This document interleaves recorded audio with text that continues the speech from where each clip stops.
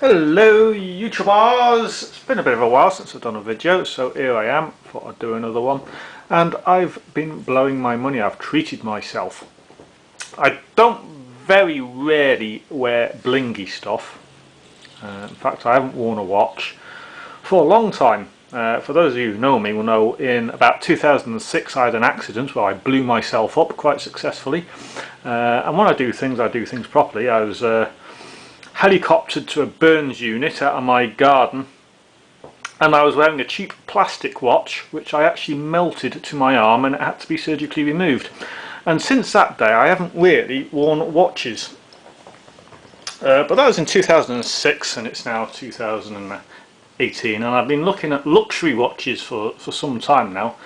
I'll be honest, I've wanted a Rolex Submariner, but I can't stretch to one of them. They're a bit too expensive for me, so I've gone for the next best thing, which is the Omega.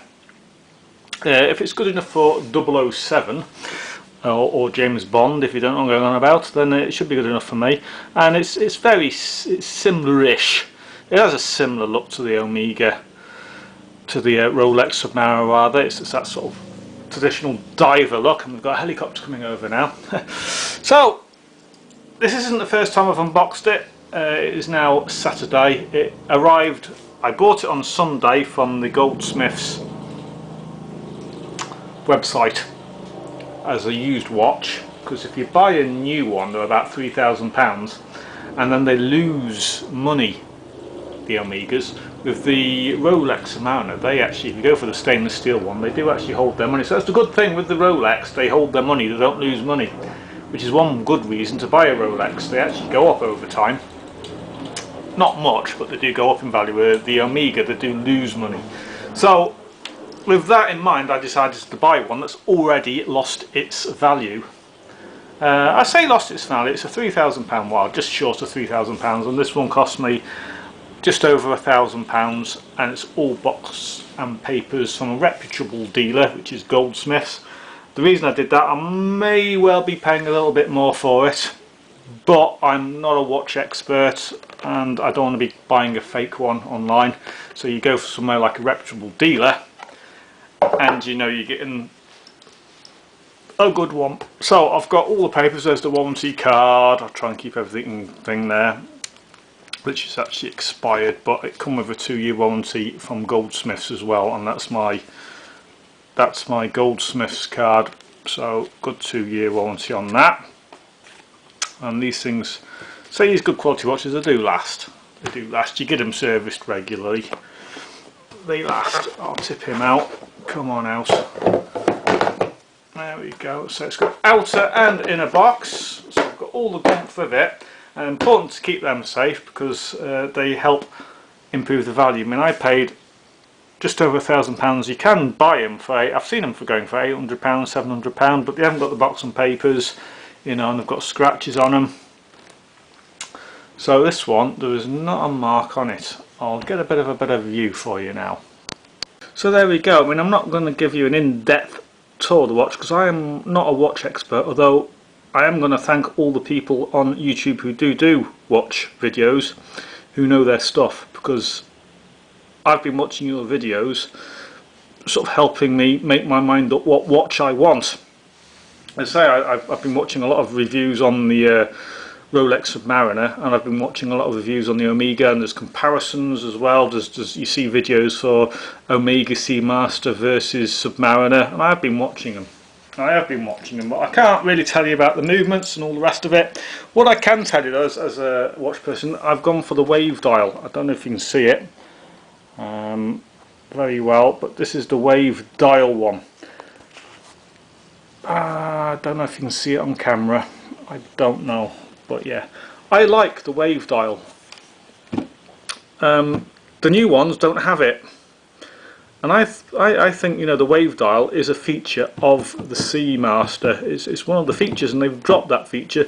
The new one, you can just go for a blue or a black, and as you can see I've got the blue one without the waves, which is a bit, I don't know, I prefer the wave dial. This is another reason why I didn't buy a new one. I could buy a new one, I just can't face losing the money. I'm stingy. I can't face losing the money. But there we go. and it's 36mm one, this one. The reason I've gone for the 36mm is because I've got small wrists,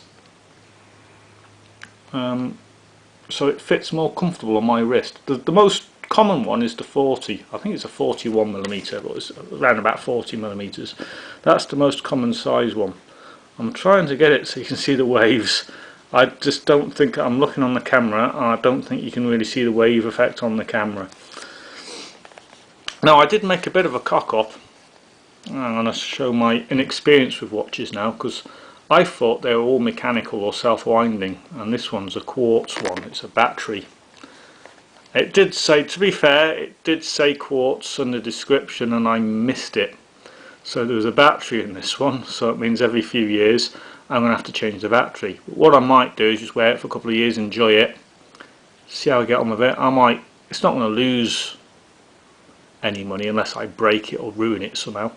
But I might change it to mechanical. But I also like the Omega Speedmaster, I like the moon watch. So I'm tempted, you know, in a couple of years time maybe change it for the moon watch. I mean, I'm not mega rich, so I can only really have one watch. If I'm going to get another one, I'm going to have to either part exit with this one or use this one as a deposit or something. So we shall see. I might even work my way up to a Rolex Submariner one day, we never know. Right, it didn't come with any spare links, but when it came on Thursday and I tried it on, it was very loose on my wrist, so I did take a link out. I've took it to Goldsmiths in Wrexham and they took a link out for me, so I have got a spare one really. Right, let's try it on, shall we? I say also I'll show you the back. I can't really, you got the little buttons there which you pull open, and you can see the back there. I do like that thing. That's one thing the Rolex Submariner doesn't have. It's a very plain case on the back of the Submariner. I think you're paying that much money for a watch, you'd think they'd do some sort of feature on the back, but they don't with the Rolex. So I've got the time on adjust and the helium escape valve there. I shall plonk him on now. There we are. So that's him on my wrist, and he's nice. So things I prefer is the wave dial. What I do like about the Rolex is the little magnifying bit you have by the date. I do like that thing on the Rolex. The Rolex also has a slightly better strap. So I had to have a link taken out with the Rolex. You do have an adjustable clasp in there, so you can adjust it without any faffing about. Like I say, I don't know an awful lot about the technical of the watch. Something I don't like about the Omega, and through watching YouTube channels, I know the bezel, as I say it, is very stiff and hard to turn on this. I can turn it, but I find it fiddly. I've really got to put some effort into turn it. Now I thought there was something wrong with the watch at first, but I've looked at all the views, and it seems to be a common Seamaster thing. It's really difficult to turn that. Really difficult. I mean, if I was a diver underwater and I needed to set that, I suppose it doesn't help with it being really hot. We're having the hottest day of the year and my hands are sweaty, so I can't grip it very well either. But yeah, that feels very stiff to me. I'm struggling to move that, and it's not easy. It's not easy. And I've got another watch, a cheap watch. It's an Accurist, and I can turn the bezel a lot easier. In fact, I'm going to get that for you now, and I'm going to show you the difference. So I'll show off a few of my watches now. Now this one, which I haven't got a case, was my granddad's. I did wear it for a short while and then I broke the buckle. I could easily put a new strap on, it still works. But I just want to keep the strap original because it was my granddad's. I don't know if you can hear it ticking. But it is a mechanical wind-up watch. Focus on mine, camera is terrible. Come on, focus. Are we going to focus? No, we're not going to focus. But it's a Russian watch. I don't know the value of it. I'm not going to sell it because it's my granddad's. But it's an antique. So I have worn it. Very nice little watch, that. I keep that in a display cabinet. But I want to show you now the bezel. This is my first ever watch, which is my Accurist. I bought this when I was 17 years old and I just got my first job. and it was around just over £100 I paid for it, and I love the blue dial on this.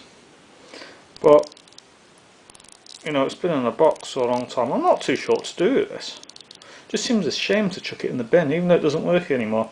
But one day it just stopped working, and I thought the battery had gone, and I took it in to be repaired for a new battery, and it wasn't the battery. It's gone inside. So it's a pity, because I do absolutely love this watch. So it's a cheap Accurist.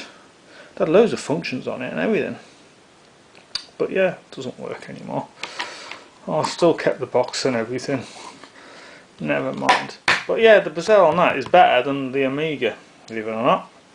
I had a Callus Kobeck after that. Now this watch does still work, however the battery's gone flat.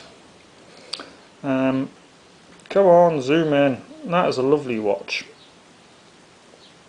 with the buttons. Unfortunately, the pin's broken at the top, and I no longer make these watches anymore, so getting the parts, I've been looking for one that's broken as spares or repairs so I can get another thing, but that one's bent as well.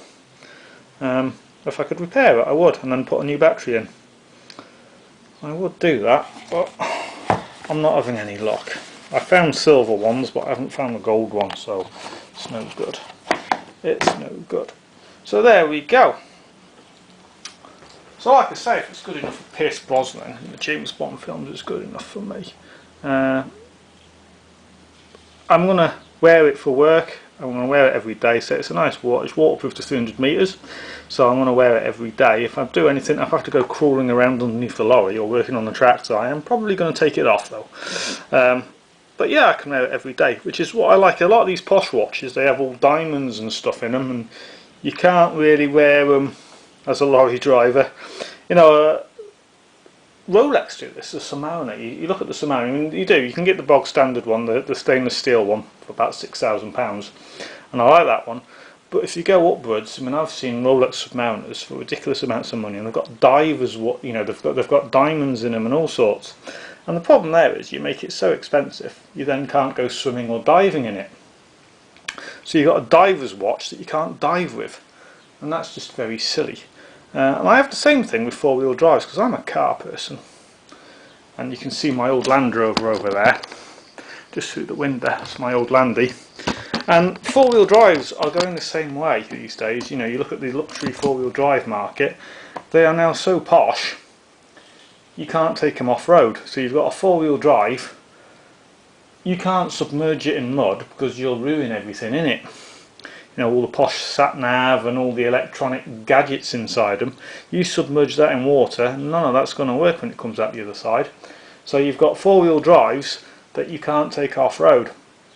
And I've just always thought that that's absolutely ridiculous, and it's the same with watches. Why have a diver's watch you can't physically go diving in? I'll admit, I'm probably not going to go diving in it. I might go for the odd swim or whatever. At least I know if I drop it in the sink, it's going to be okay. That's as far as I'm probably going to go. If you ever do see me at 300 metres or 300 feet below water, don't ask me how the watch is. You should more concentrate on getting help, because I'm having a very bad day if you see me that deep down. Right, so that's it. That's my non-professional view of the Omega Seamaster watch, which is now my favourite watch. You never know, I might one day get a Speedmaster, the Moon watch or something. You never know, I might upgrade.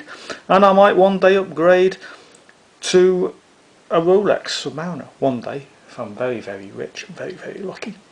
Right, thanks for watching. I shall see if I can do a few more videos soon. Bye bye.